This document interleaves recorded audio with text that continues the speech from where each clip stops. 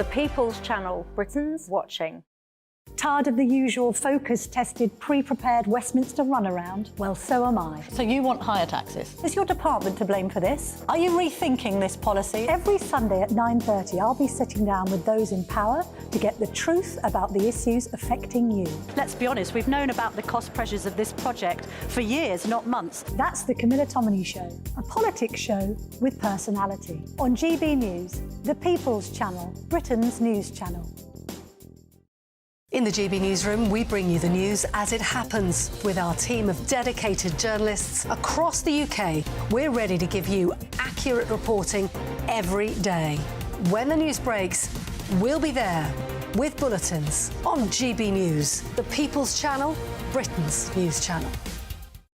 When the news happens, it happens here. And really important breaking news. Breaking news this morning. On TV, radio and online, the news starts here on Britain's Newsroom. All the biggest stories and the answers that you need from across the UK and beyond. Join Britain's Newsroom from 9:30 on GB News. The People's Channel, Britain's news channel.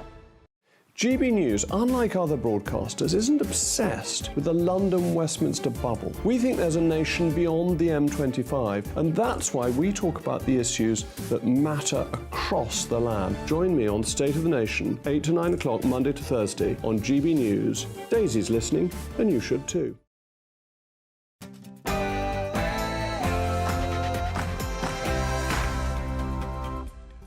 Wowzers, the gloves are off. Suella Braverman has published her resignation letter, and let me tell you, it is explosive. It accuses Sunak of repeatedly failing, of being irresponsible, of having absolutely no intention of fulfilling his pledge to the British people, and basically being too weak to even make a decision, preferring instead to be liked. Not really sure how well that last one is working out for him, but let me tell you, if that was not a big enough bomb into number 10 itself, it doesn't stop there, because the so-called new Conservatives, the likes of Priti Patel, John Redwood, Ian Duncan Smith, Miriam Cates, etc., they too have written an open letter accusing Rishi, I quote, of abandoning the voters who switched to them last time.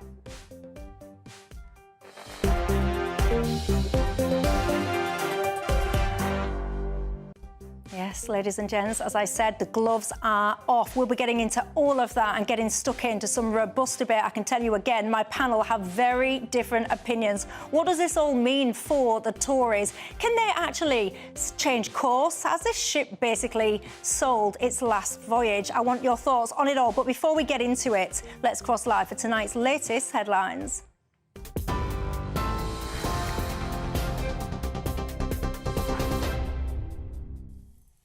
Michelle, thank you, and good evening to you. Well, in an astonishing rebuke following her sacking as Home Secretary yesterday, Suella Braverman has today accused the Prime Minister of having manifestly and repeatedly failed to deliver on key government policies, adding that he has been uncertain, weak and lacking in the leadership qualities the country needs. In a letter posted on social media this afternoon, Suella Braverman said Rishi Sunak's distinctive style of government meant he's incapable of keeping the promises he made, as she supported his leadership bid originally. Ms Braverman accused Rishi Sunak of a betrayal of his promise to do whatever it took to stop small boat crossings by failing to override human rights concerns about the Rwanda plan. She also urged the Prime Minister to change course urgently, telling him he'd led the Conservatives to record election defeats and that his resets had failed and that we are running out of time. That letter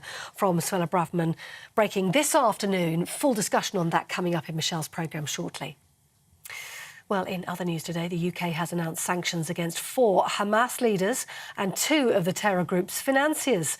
That's one of David Cameron's first moves as Foreign Secretary since he got the job yesterday. They'll be made subject to travel bans, asset freezes and arms embargoes that prohibit the sale of weapons to any of the individuals. The Foreign Office says the action is coordinated with the United States, aimed at disrupting operations even if the leaders are pulling strings from outside of Gaza. Meanwhile, today, the US president says he believes the release of Israeli hostages will happen soon. He was speaking at the White House this afternoon. Joe Biden saying, hang in there, we're coming. Meanwhile, in other news today, a man has been arrested on suspicion of manslaughter following the death of Nottingham Panthers ice hockey player Adam Johnson. Mr. Johnson was seriously injured during a game against the Sheffield Steelers. He later died at hospital as a result of a fatal neck injury. Job losses, and pharmaceutical giant Pfizer is planning to cut around 500 jobs at its site in Kent. The plans will impact the site in Sandwich, with operations set to continue at what the company is describing as a different scale. It comes as the company hopes to reduce its running costs. It also plans to stop small molecule operations at the site. That site currently employing around 940 people. Exam results could be disrupted next year after the Scottish Qualifications Authority staff voted for strike action in a dispute over pay. The Unite Union says its members have backed strike action for a second year running after being offered what they called an entirely unacceptable two-year pay offer for 2023 and 24. Hundreds of Unite members backed strike action by 72% on an 80% turnout. And lastly, His Majesty the King is hosting a reception for NHS staff at Buckingham Palace this evening, all part of his 75th birthday celebrations today. It comes as the NHS is also marking its 75th anniversary, with 400 nurses and midwives set to attend the royal event. Earlier, the monarch travelled to Oxfordshire to launch the Coronation Food Project alongside Queen Camilla. Co-chair of the project, Dame Martina Milburn, said the King is committed to bridging the gap between food waste and food need. And for a long time, he's been very worried about the cost of living crisis on families in particular. And he's also always been passionate about trying to reduce surplus waste and things like that. So he simply wondered if there was a way of putting the two things together. News across the UK on TV, in your car, on digital radio and on your smart speaker by saying play GB News. This is Britain's news channel.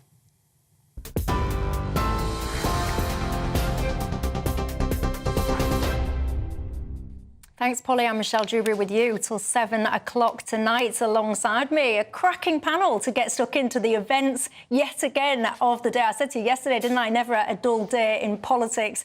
That continues again tonight. PR consultant Alex Dean and the contributing editor at Novara Media, Michael Walker. Good evening, Good evening to you. You know the drill as well. It's not just about us three. It's very much about you guys at home. I wonder, what is possibly on your mind tonight? GB Views at gbnews.com is how you get a hold of me, or you can tweet me at GB News. I can tell you now, my inbox is already on fire. It's only about 6:05. Tell me, you know what I want to get stuck straight into, the Suella Braverman situation. I want all of your thoughts on that. She has published her resignation letter, and let me tell you now, it is an absolute corker. She does not hold back. She does not mince her words, and she does not spare Sunak any punches, I can tell you. Let's cross live to our political correspondent, Catherine Forster. She will bring us up to speed. Good evening, Catherine, to you.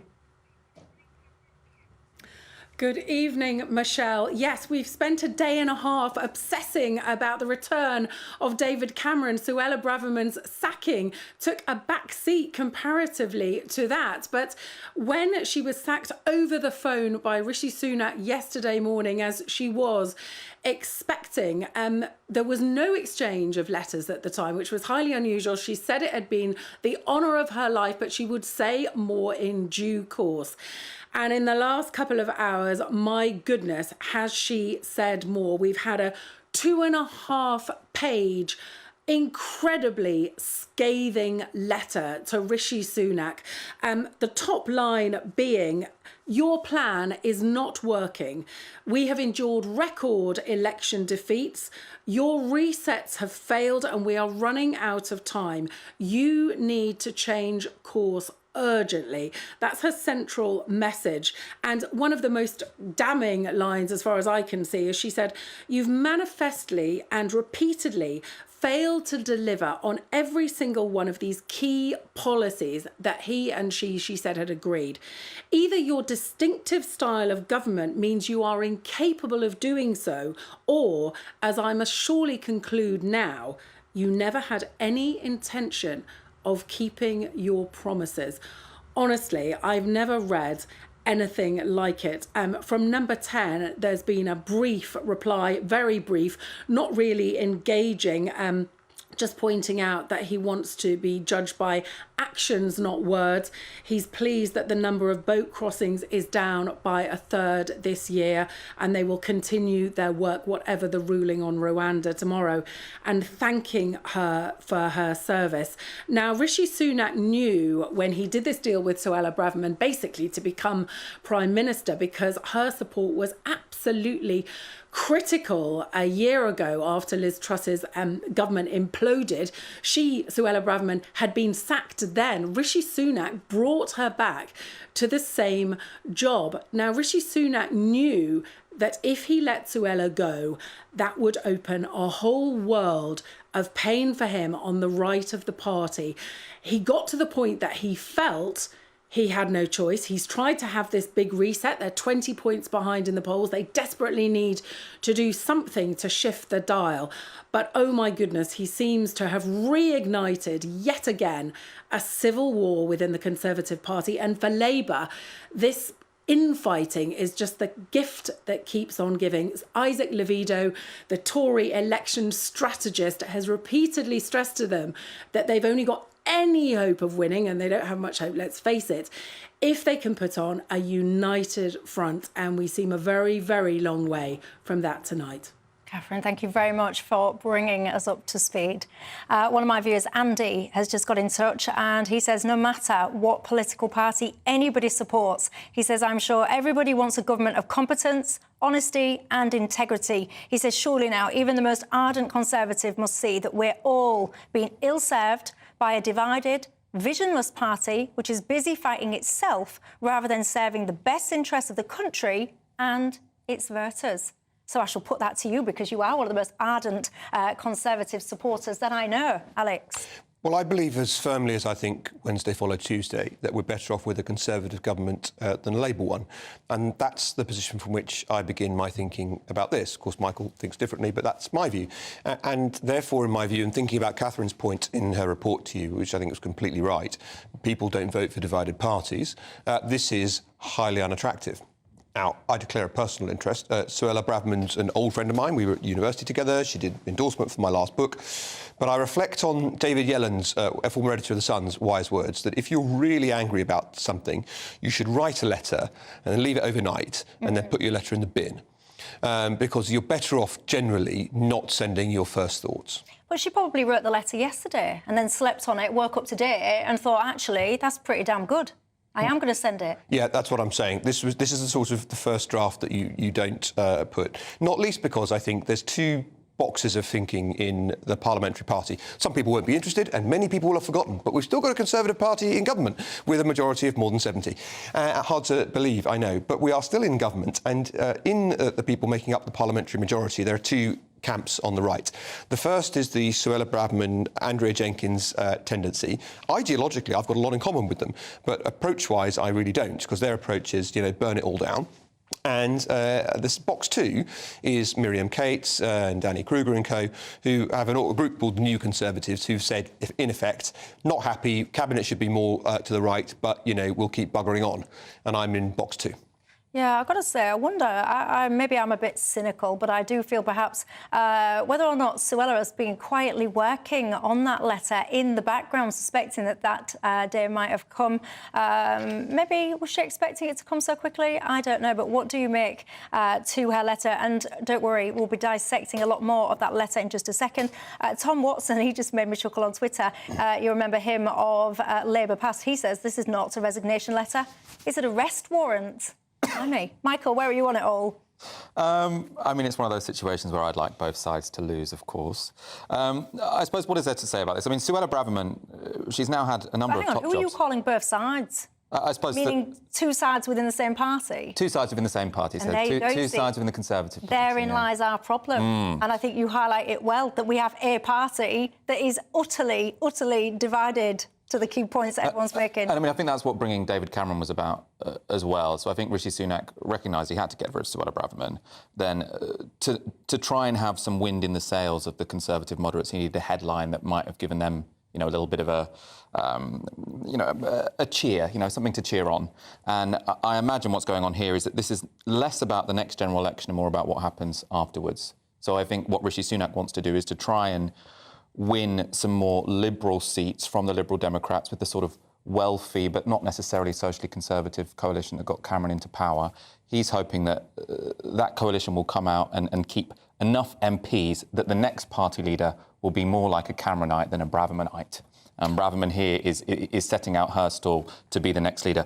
My problem with this, and I think why both parties are vulnerable here, parties as in the people involved, is that Rishi Sunak's vulnerability is that he doesn't stand for anything, and Suella Braverman's vulnerability is the only thing she can do is create headlines. I don't think she's ever achieved anything in her life when it comes to policy. So what she just does is sort of throw grenades out into public discourse and hopes that it gets her attention. Now, this probably will, and you do have to note the sort of lack of achievements in this letter. I mean, she thinks she's listed there's a whole paragraph, in case you guys are not familiar with the letter. Paragraph 3, I sound like a school teacher now, but paragraph 3 is a big list of what she says. I shall summarise before I hand back over to Alex. She says she's very proud of what they've achieved together, meaning her and Sunak. They're pledged to recruit 20,000 new police officers, enacting new laws such as the Public Order Act 2023 and the National Security Act 2023. She also says, I led a programme of reform on antisocial behaviour, police dismissals and standards, reasonable lines of inquiry, grooming gangs, knife crime, non-crime, hate incidents and rape and serious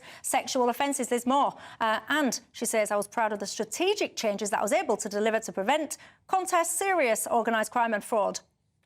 There you go. That sounds quite a lot to me. Yes, but as a Conservative, one can look at that and agree with a lot of that and still think, where does this get us? Because in the end, we're going to have to face the electorate next year.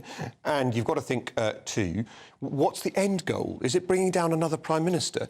And bear in mind, Theresa May didn't lose at the ballot box. She was brought down by her own members of Parliament. Boris Johnson didn't lose at the ballot box. He was brought down by his own members of Parliament. Liz Truss didn't lose at the ballot box. She was brought down by her members of Parliament. We want another one. I mean, it will just look even more ridiculous. So my point is, if you're a Conservative in the end, no matter what your feeling is, you've got to get behind Rishi Sunak at this point. Right, well, there you go. I'm going to throw that open to you, that question that Alex was just pondering. Where does this get us? Where does it? What on earth are the Tories thinking? Your thoughts on some of this after the break. See you in 2.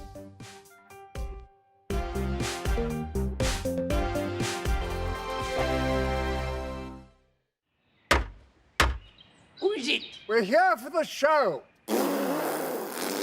Welcome to the Dinosaur Hour with me, John Cleese. I was married to a therapist. And you survived? I thought we were getting Hugh Laurie. Second best. You interviewed Saddam Hussein. What's that like? I was terrified. I'm playing strip poker with these three. Ah! No, thank you. My CDs need to be put in alphabetical order. Are you going to be problematic again? The Dinosaur Hour. Sundays at 9 on GBNews.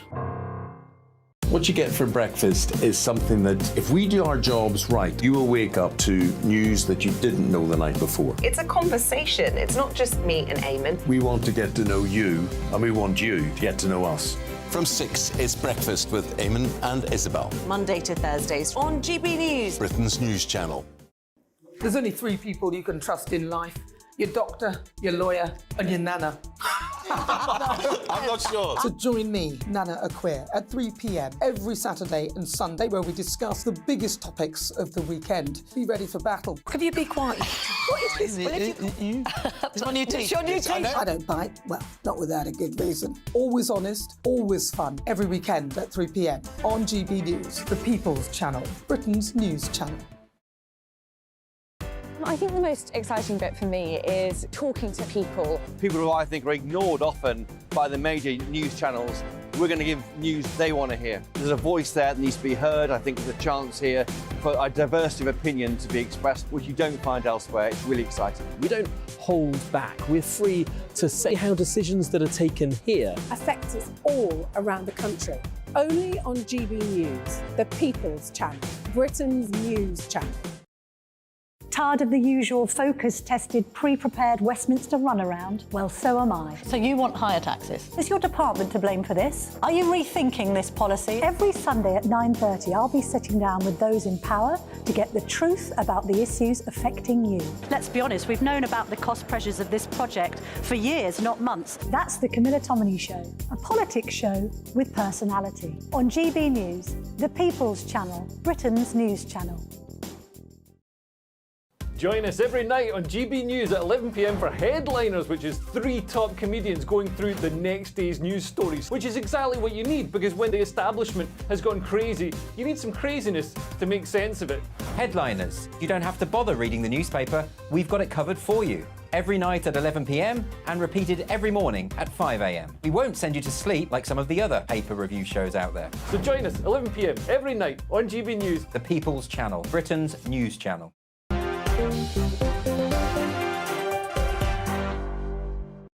Hello there, Michelle Dewberry with you till 7 o'clock.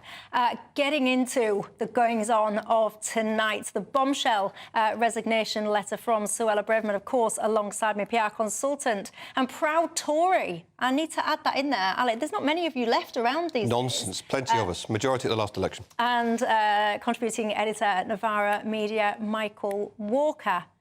I'm kind of half joking. Yeah, I know. But then I'm kind of not. Because I just think, actually, if I was a Tory, I would be a little bit embarrassed now. Because some of the feedback that I am getting through, it's just people that are so infuriated. How could a party have literally romped home the way that they did in the last election, and now fast forward just a mere couple of years, few years, and this is what it's happened. This is what it's become. That is undeniable, isn't it? The Conservative Party won an 80-seat majority at the last election, has spent its entire time since assembling a circular firing squad, blazing away and then reloading. I mean, our members of Parliament have shown... I mean, the Tory Party used to be best known, whatever else you thought of it, for discipline. That is a reputation, I think, that stands in tatters. But anyway, my point remains about stuff like this, and I have a good deal of sympathy for Suella and what she was trying to achieve at the Home Office. Indeed, I didn't think she said anything wrong in a letter in her editorial, or her article in the Times and so forth. But, you know, in the end, you've got to decide what you want the outcome to be. It's going to be Rishi Sunak or Keir Starmer being Prime Minister after the next election. I infinitely prefer a Conservative Prime Minister to a Labour one.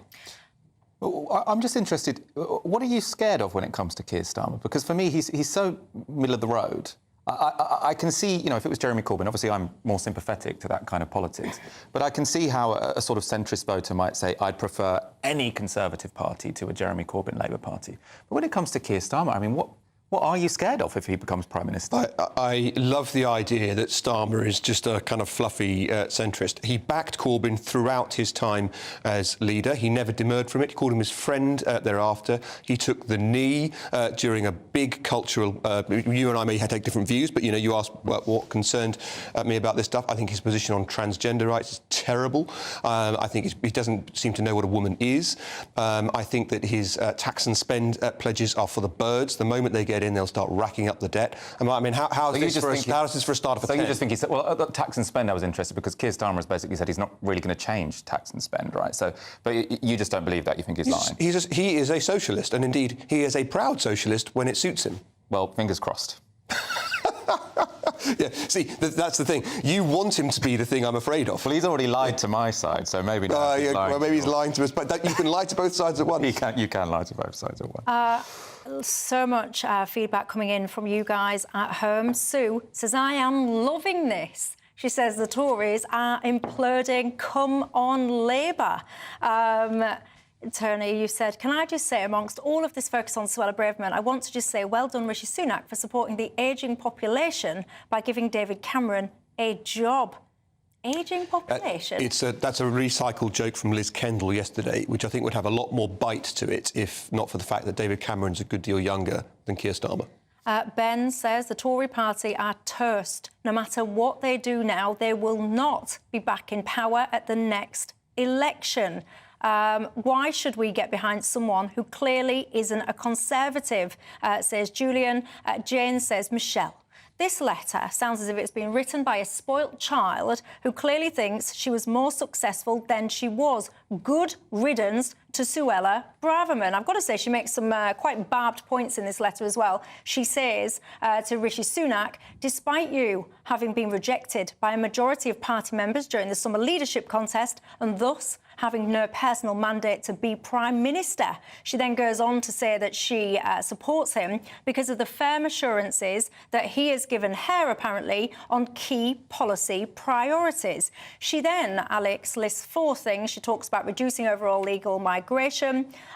She says including specific notwithstanding clauses into new legislation to stop the boats, deliver the Northern Ireland Protocol and retained EU law bills, issue statutory guidance into schools that protects biological sex, etc. This is the problem with outbursts like this. I think you get more with less. This is, just one more thing, just one more thing, just one more thing. And have the kitchen sink as well while you're at it. And it loses a lot of its force by having a list of, 20 or 30 problems rather than one. And I think you get further with a kind of Geoffrey Howe, more in sorrow than in anger approach than you do with rage. But I don't, in answer to your viewers' points, I don't have that same view that they do. What's the point? There's no chance of winning the next election. The Conservative Party has every chance of winning the next election. It just doesn't look like it's in any shape to do so right now. It has a year before the election, and it can do its best to get its house in order. Don't forget, politics can change very quickly.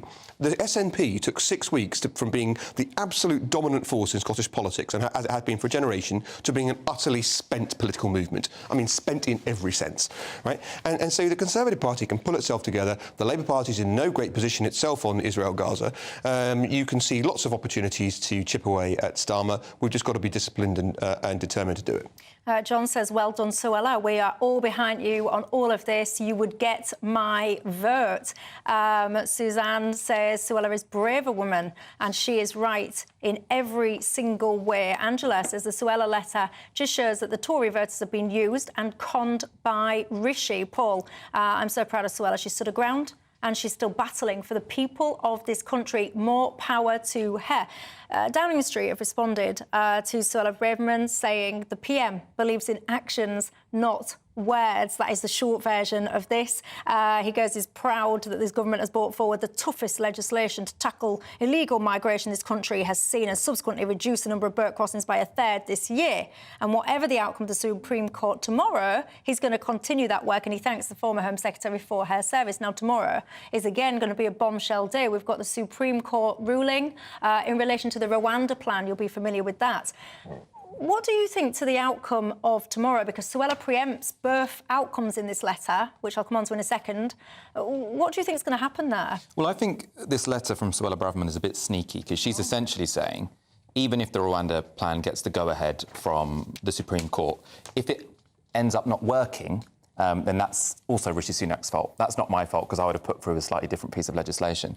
Now, from my perspective, the reason the Rwanda plan is not going to work is because there are lots of people who are very desperate to come to the UK, and the only way you are going to deter them is if you are sending basically everyone to Rwanda. Because if you're sending 1 in 10 people to Rwanda, or 1 in 20 people to Rwanda, which seems like the sort of numbers we're talking about, then if people are willing to take the risk of coming from the Middle East or North Africa all the way to the Channel, they're not going to suddenly say, OK, we won't bother going to the UK now because there's a 1 in 20 chance we might end up in Rwanda.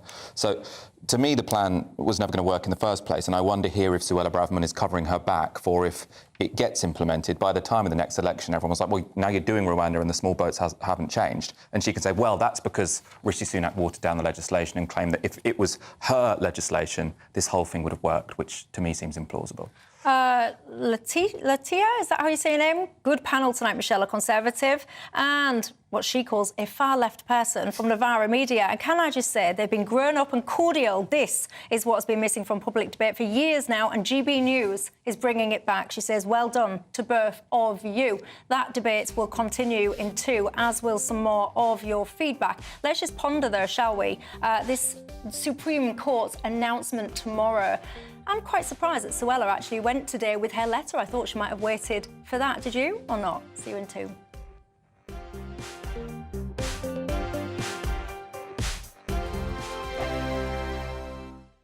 I'm Andrew Doyle.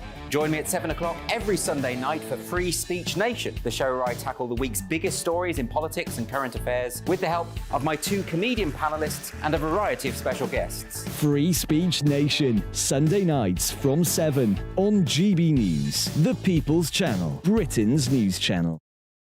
I think the most exciting bit for me is talking to people. People who I think are ignored often by the major news channels. We're going to give news they want to hear. There's a voice there that needs to be heard. I think there's a chance here for a diversity of opinion to be expressed, which you don't find elsewhere. It's really exciting. We don't hold back. We're free to say how decisions that are taken here affect us all around the country. Only on GB News, the People's Channel, Britain's news channel. There's only 3 people you can trust in life.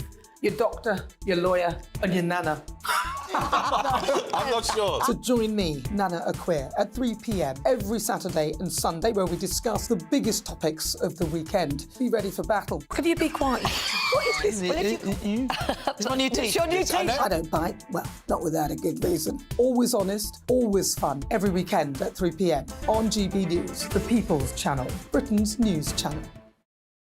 So Dewbs and Co, we tackle the issues of the day with real robust debate, both sides of the fence, battling it out with me in the middle with my forthright opinions and views. And often really interesting things happen because you start with a position and then by the end of the debate you find actually, well, I might not have thought about that one. What we need in this country is 2 new political parties. You should maybe think about doing a 2024 calendar.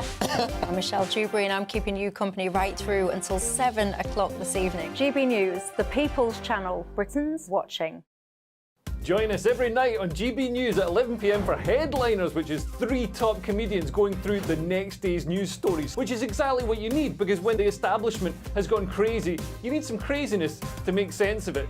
Headliners. You don't have to bother reading the newspaper. We've got it covered for you. Every night at 11 p.m. and repeated every morning at 5 a.m. We won't send you to sleep like some of the other paper review shows out there. So join us 11 p.m. every night on GB News, the People's Channel, Britain's news channel.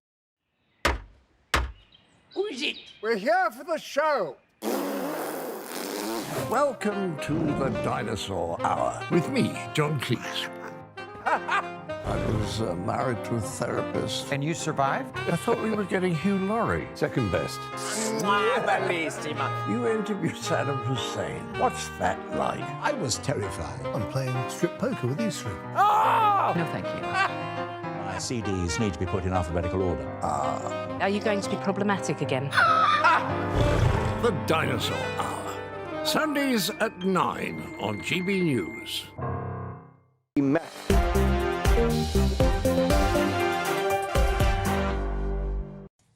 Hello there, Michelle Dewberry with you till 7 o'clock tonight.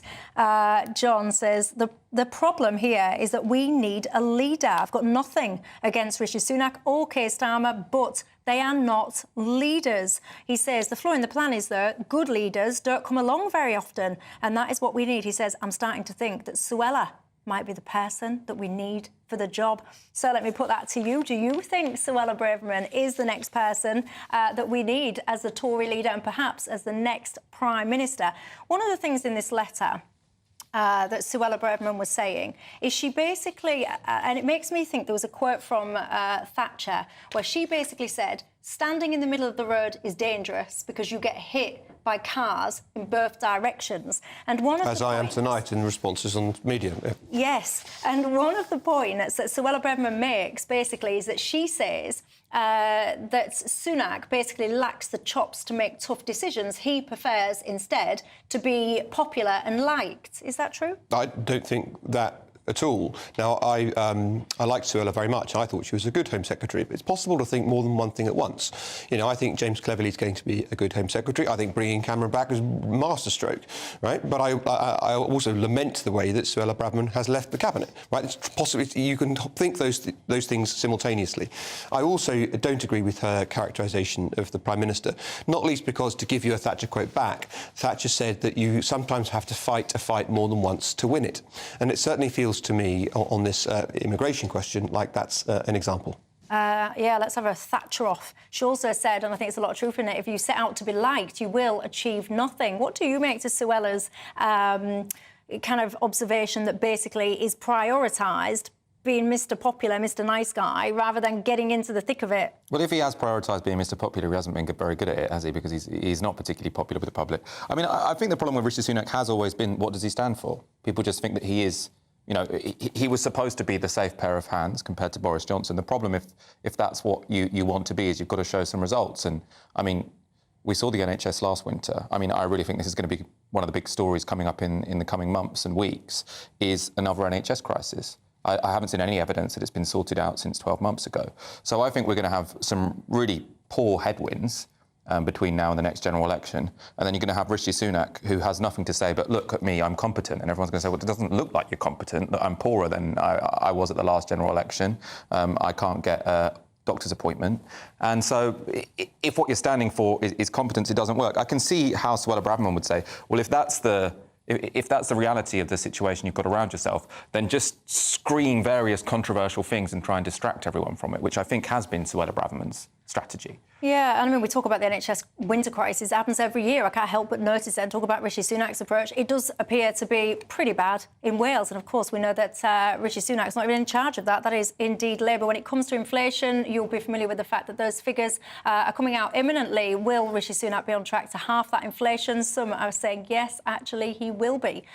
Sylvia, one of my viewers, says, Michelle, goodness me, both Sunak and Starmer are Davos men. She says, democracy is an illusion. I remember when, who was it? Was it Rishi Sunak or was it Keir Starmer? I think it might have been Keir Starmer was asked in a quick-fire question. Oh, Starmer. Davos or Westminster? And he said Davos. Davos. Extraordinary. So let's pick up on this point. Is democracy an illusion? No, absolutely not. And I suppose part of the piece behind that is also in this letter about the suggestion that the Prime Minister lacks legitimacy because he wasn't elected in the course of a general election as Prime Minister. And that's one thing on which Suella and I firmly disagree. And indeed, I disagree with anyone who makes that observation, because we relatively regularly change Prime Minister mid-term and don't have to have an election. We may choose, the government may choose to have an election, but it doesn't have to. And that's an important part of the constitutional principle, that we don't elect individuals as prime ministers. We don't have a presidential system. We elect political parties. And thus, whilst I profoundly disagreed with both of them, I didn't think it was wrong when Tony Blair gave way to Gordon Brown. I don't think that it's wrong that Boris Johnson gave way, first of all, to Liz Truss and then to Rishi Sunak. I can lament the fact that we've had so many prime ministers in a row, but the suggestion that you have to have an election each time is for the birds. I agree with that. I mean, in terms of sort of constitutional setup, I'm fine with Rishi Sunak having become Prime Minister. I'm fine with David Cameron having become Foreign Secretary, even though he's not an MP. I think, you know, potentially we should get more people in big jobs in Cabinet who haven't been elected and have to pretend that they care about a post office in a constituency they've only visited 4 times, right? So I don't necessarily see a problem there. I think it does pose a problem for Prime Ministers if they do get selected by their party, not by the public, because they just lack a mandate and it means they have less authority. I think that is why Rishi Sunak is in the weak position he is now, because he can't say, look, I went to the country and they picked me. He can't even say, I went to the party and they picked me. So I do think there's a certain political weakness which Rishi Sunak has. I don't think that's necessarily, you know, problematic when it comes to democracy. On the democracy element, though, I mean, I would be more inclined to focus on what policies is there a sort of broad consensus among the public that don't get reflected in Westminster. And, I mean, Israel-Gaza war, I think, is one of them. You know, there is an overwhelming support among the public, I think 75% or so, for a ceasefire. But you won't hear any of the major parties call for one, which is partly because they follow whatever policy is developed in the White House. There'll probably be a development on that tomorrow, if I'm to understand proceedings. Yeah, so there'll be a vote, and it's the SNP who are putting forward the amendment, and both Labour and the Conservatives are expected to vote against it. Even though if you ask the general public, do you think it's OK for Israel to keep bombing hospitals, they're going to say no. Well, Rishi Sunak was talking quite tough about that at the Lord Mayor's banquet, or whatever it was called. Lord Mayor's banquet. Last night, he was actually, I thought, quite critical of Israel. He was talking about, I can't remember his exact terminology, but it was something like aggressive settlements and stuff. And that's, you know, unless I've missed it, it's not talked that tough before. Well, I think it's very much welcome that we are hearing a change of tone from Western politicians. I think in the immediate aftermath of the horrific attack on October the 7th, we basically just got all of these messages saying Israel can do exactly whatever they want. They have free reign.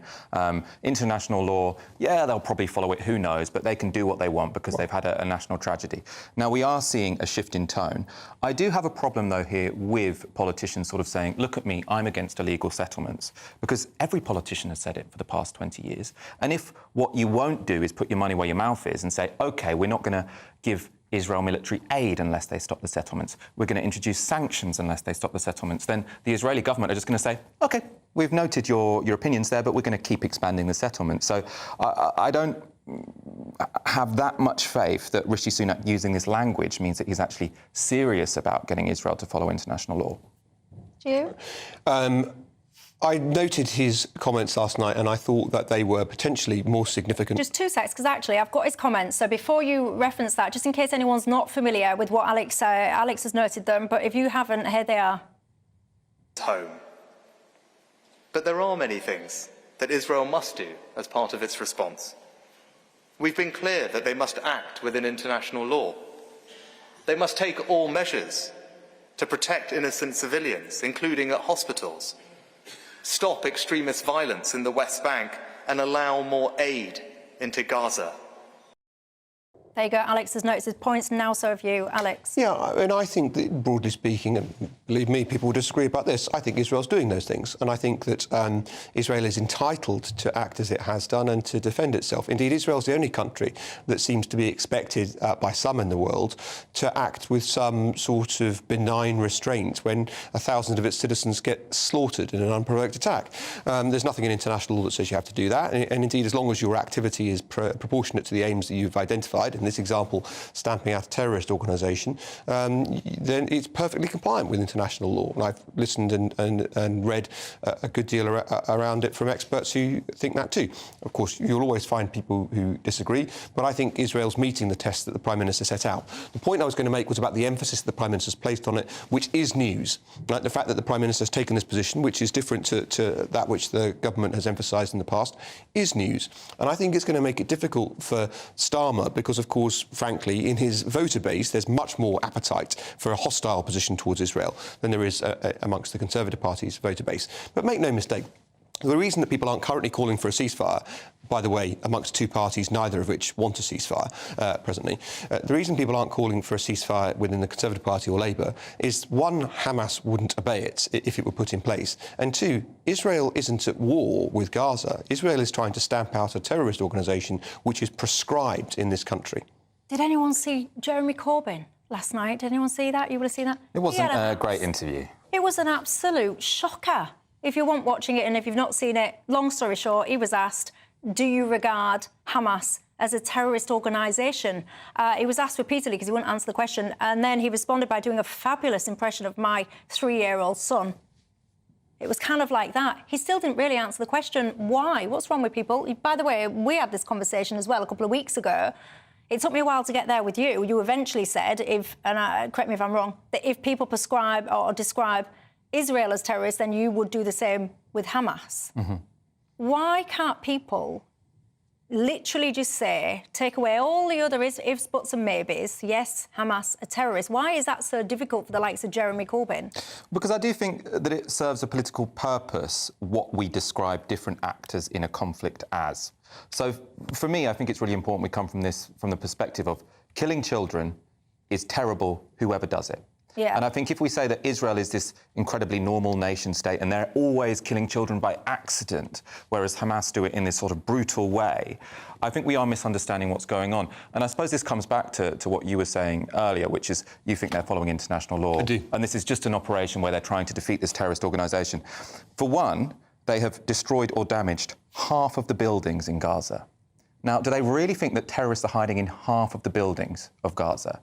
Or does it seem more like this is a war where they are trying to make Gaza unlivable because they want to clear it out in the long term? And this is a long-term project of the people who are in power in Israel, because I also worry that by calling Hamas terrorists in Israel this normal government, what we do is we mislead people about the nature of Netanyahu and his coalition partners. Because you're saying Israel is already working to try and inhibit the extremism of right-wing settlers in the West Bank. But those right-wing settlers in the West Bank are in government. One of them is finance minister. And the finance minister has been saying that he wants a second Nakba. Now, Nakba is what's described as the catastrophe for the Palestinians, which was them all getting kicked out of their homes in 1948. And there are so many Israeli politicians at the moment saying, what we want to do is clear out Gaza and never let them back.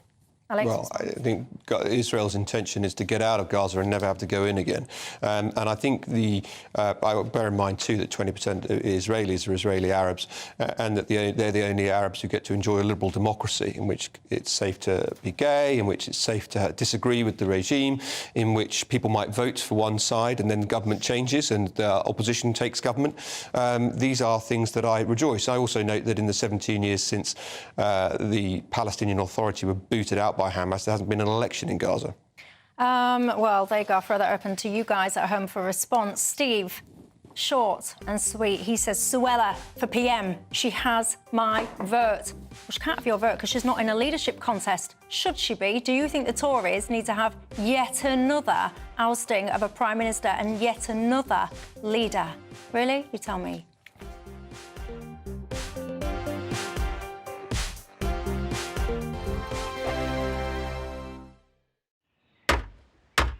Who is it? We're here for the show. Welcome to the Dinosaur Hour with me, John Cleese. I was married to a therapist. And you survived? I thought we were getting Hugh Laurie. Second best. You interviewed Saddam Hussein. What's that like? I was terrified. I'm playing strip poker with these three. Oh! No, thank you. My CDs need to be put in alphabetical order. Are you going to be problematic again?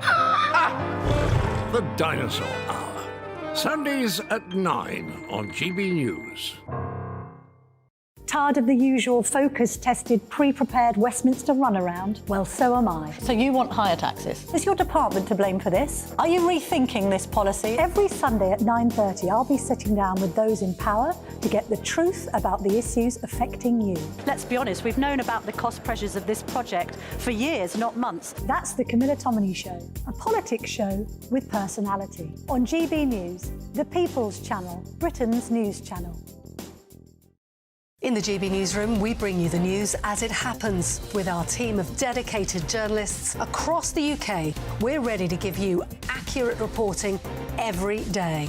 When the news breaks, we'll be there with bulletins on GB News, the People's Channel, Britain's news channel. Now then, Lee Anderson here. Join me on GB News on my show, The Real World, every Friday at 7 p.m. I'm not eating bloody cat. Are you Delicious. mental? Put in your mouth. OK, here comes a train. Reminds me of the scene in Singing in the Rain. Adam, is that a good one? Whoa! Join me at 7 on GB News, Britain's news channel. I'm Andrew Doyle. Join me at 7 o'clock every Sunday night for Free Speech Nation, the show where I tackle the week's biggest stories in politics and current affairs with the help of my two comedian panellists and a variety of special guests. Free Speech Nation, Sunday nights from 7 on GB News, the People's Channel, Britain's news channel. GB News, unlike other broadcasters, isn't obsessed with the London-Westminster bubble. We think there's a nation beyond the M25, and that's why we talk about the issues that matter across the land. Join me on State of the Nation, 8 to 9 o'clock, Monday to Thursday, on GB News. Daisy's listening, and you should too. I think the most exciting bit for me is talking to people. People who I think are ignored often by the major news channels. We're going to give news they want to hear. There's a voice there that needs to be heard. I think there's a chance here for a diversity of opinion to be expressed, which you don't find elsewhere. It's really exciting. We don't hold back. We're free to say how decisions that are taken here affect us all around the country. Only on GB News, the People's Channel, Britain's news channel.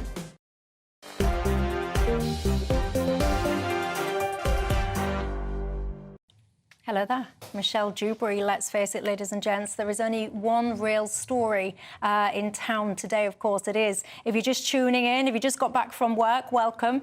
You've missed a lot. Suella Braverman, she has issued her resignation letter. She pulls no punches whatsoever, and we are going through it. It's not good for Rishi Sunak. The revolt of the right, though, didn't just stop with Suella Braverman. We touched on it earlier about the so-called New Conservatives writing an open letter as well. Sunak today. Yeah, that's right. But it shows, we were talking about party splits and different positions that are taken, both, broadly speaking, on the right of the Conservative Party. Miriam Cates and Danny Kruger and their New Conservatives have not to put words in their mouth, but passing their point. We're concerned about the balance in the cabinet. We think you're too far to the left, but we'll keep soldiering on to the next election. And on the other hand, you have Suella Braverman and Andrea Jenkins, who have effectively expressed lack of confidence in the Prime Minister's ability to lead the party. Those are two quite starkly different positions within the same political, not just party, but within the same movement within the party. You know, I'm asking people at home whether or not they think that there should be another leadership election. And John says, Michelle, it's not even just about leadership elections. This is all about reshuffling the decks on the Titanic, basically. That's what a lot of the sentiment is coming through. Tony says, we need a general election now. He puts it in capital letters, so I know he means business. Do we need a general election now?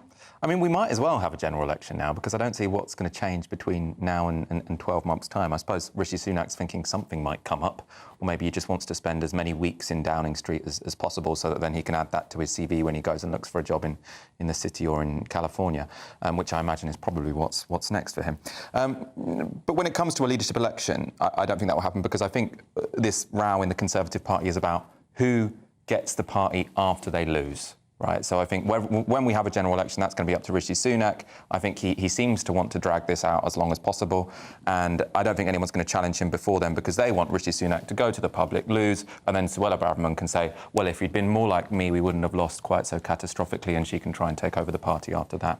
Michael asked rhetorically, what's going to be done in the next 12 months? What will be different? The Prime Minister has a very clear and formal position on that, which is, you may not like them, but here are my 5 pledges and I'm going to do my best to deliver on them. That's what he's going to say is different. Now, I'm in the process of delivering on them. Judge me at the next election when I have done.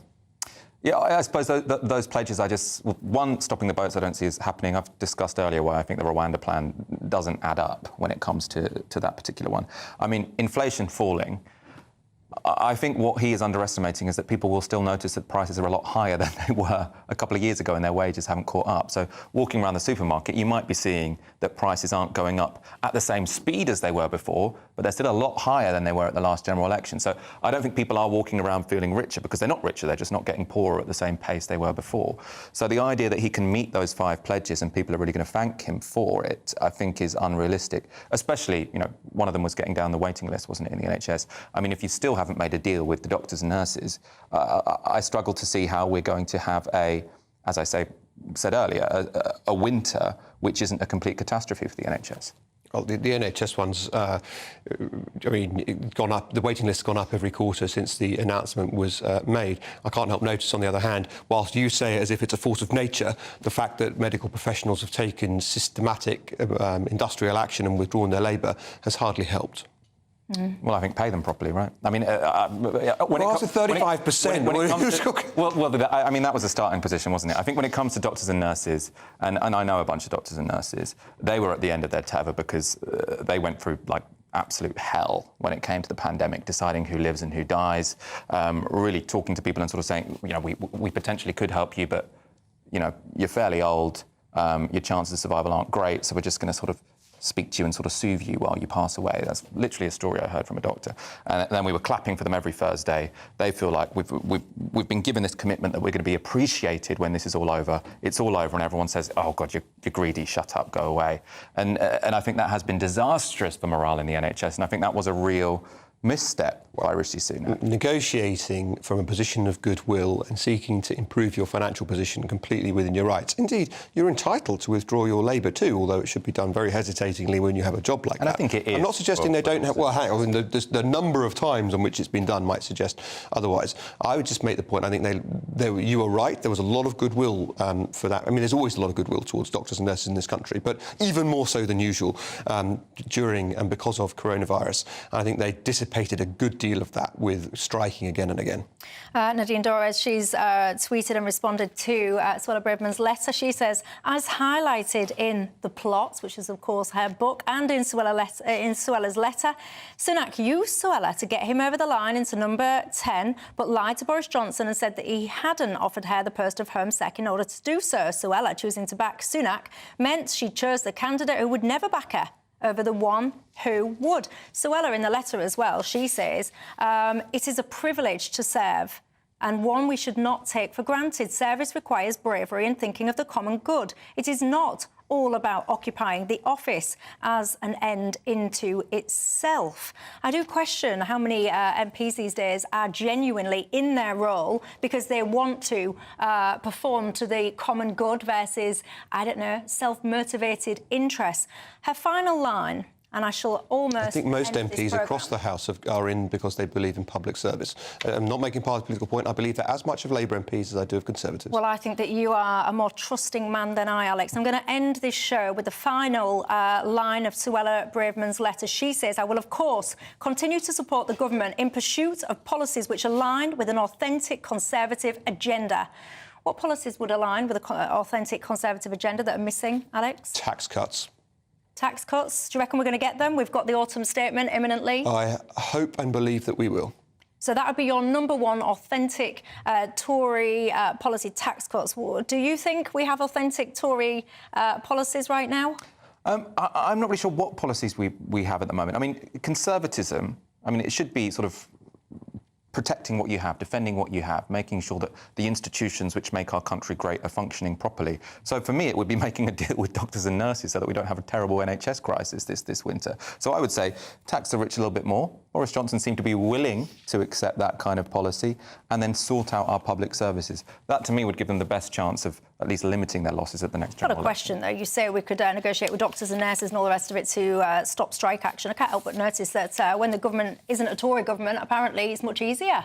There's a much higher willingness. Because they don't get pay cuts when they're a Labour in power. There's a higher willingness, isn't there, to negotiate in places like Scotland. Is there a political agenda at play? I shall ponder that one another day. Scotland offered them more. Marginally, certainly not the restoration to 2008 that apparently is the only thing that they want in this country. Henry Bolton says Suella's thrown a hand grenade into the middle of the Cabinet Office. This is explosive, and if this doesn't lead to a civil war in the Tory party, nothing will. I am astonished by the number of you guys at home tonight that want another leader right now. I can't believe it. To quote Brenda from Bristol, another one? Really? This story rumbles on, I'm sure, another day. But for now, Michael, Alex, thank you very much for your company. Thank you at home as well. Do not go anywhere. Richard Tice up next. Nanites. Hello, good evening. Alex Merkel here with your latest GB News weather update. Ahead of some wet and windy weather on Thursday, we have a bit of a north-south split as we go into Wednesday. That's because we have a front lying across northern parts, which is going to bring the focus of the cloud and the showery rain here. Meanwhile, it's a quieter picture further south. So as we go through this evening, some clear skies across southern areas. Yes, a scattering of showers, but mainly dry. A different story further north. Lots of cloud and outbreaks of rain. Some of these could be heavy at times too. Temperatures won't drop a huge amount for most of us, but with some clear skies across the far north of Scotland, here a touch of frost is quite likely. As we go through Wednesday, then we continue with this north-south split, staying cloudy with further outbreaks of rain across many northern areas. But for more central southern England, Wales and Northern Ireland, it's looking largely dry. A few showers pushing their way in across parts of Wales and towards the Bristol Channel, but otherwise plenty of sunshine and even sunny skies for northern Scotland too. Temperatures for many, though, down a degree or so compared to today, with highs of around 12 or 13 Celsius. As we go through Thursday, then, a swathe of wet and windy weather is going to push its way up from the southwest, staying drier further north, but in the south we could see some heavy rain with 30 to 50 millimetres perhaps, and gales possibly even stronger than that in exposed coasts. Friday looks like it will be a quieter day before the wet and windy weather returns in time for the weekend. Bye-bye. Who is it? We're here for the show. Welcome to the Dinosaur Hour with me, John Cleese. I was was married to a therapist. And you survived? I thought we were getting Hugh Laurie. Second best. You interviewed Saddam Hussein. What's that like? I was terrified. I'm playing strip poker with you three. No, thank you. My CDs need to be put in alphabetical order. Are you going to be problematic again? The Dinosaur Hour. Sundays at 9 on GB News. What you get for breakfast is something that, if we do our jobs right, you will wake up to news that you didn't know the night before. It's a conversation. It's not just me and Eamon. We want to get to know you, and we want you to get to know us. From 6, it's Breakfast with Eamon and Isabel. Monday to Thursdays on GB News. Britain's news channel. There's only 3 people you can trust in life. Your doctor, your lawyer, and your nana. I'm not sure. So join me, Nana Aquare, at 3 p.m. every Saturday and Sunday, where we discuss the biggest topics of the weekend. Be ready for battle. Could you be quiet? What is this? It's my new teeth. It's your new teeth. I don't bite. Well, not without a good reason. Always honest, always fun. Every weekend at 3 p.m. on GB News, the People's Channel, Britain's news channel. I think the most exciting bit for me is talking to people. People who I think are ignored often by the major news channels. We're going to give news they want to hear. There's a voice there that needs to be heard. I think there's a chance here for a diversity of opinion to be expressed, which you don't find elsewhere. It's really exciting. We don't hold back. We're free to say how decisions that are taken here affect us all around the country. Only on GB News, the People's Channel, Britain's news channel. Tired of the usual focus-tested, pre-prepared Westminster runaround? Well, so am I. So you want higher taxes? Is your department to blame for this? Are you rethinking this policy? Every Sunday at 9:30, I'll be sitting down with those in power to get the truth about the issues affecting you. Let's be honest, we've known about the cost pressures of this project for years, not months. That's the Camilla Tominey Show, a politics show with personality. On GB News, the People's Channel, Britain's news channel. Join us every night on GB News at 11 p.m. for Headliners, which is 3 top comedians going through the next day's news stories, which is exactly what you need, because when the establishment has gone crazy, you need some craziness to make sense of it. Headliners. You don't have to bother reading the newspaper. We've got it covered for you. Every night at 11 p.m. and repeated every morning at 5 a.m. We won't send you to sleep like some of the other paper review shows out there. So join us 11 p.m. every night on GB News. The People's Channel, Britain's news channel.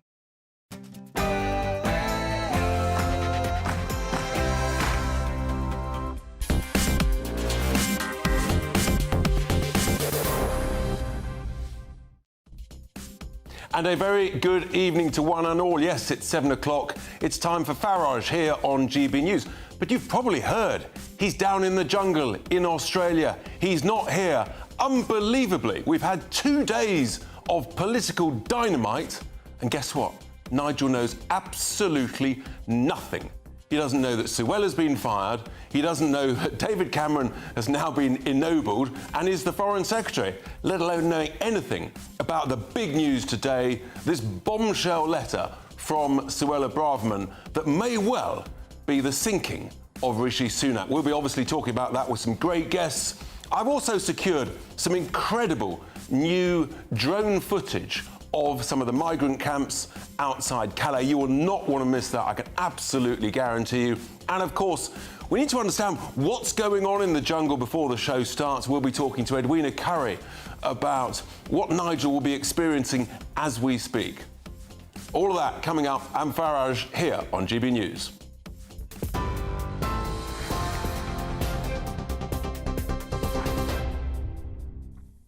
Good evening, and the top story from the GB newsroom tonight. In an astonishing rebuke following her sacking as Home Secretary yesterday, Suella Braverman has today accused the Prime Minister of having manifestly and repeatedly failed to deliver on key government policies. Ms Braverman accused Rishi Sunak of a betrayal of his promise to do whatever it took to stop small boat crossings by failing to override human rights concerns about her Rwanda plan.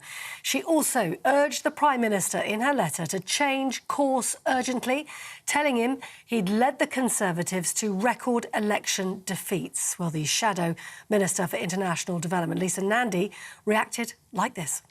Suella Braverman's letter is just the latest instalment in a Tory psychodrama that's been playing out over the last 13 years, holding the rest of the country to ransom while the Tories fight among themselves. This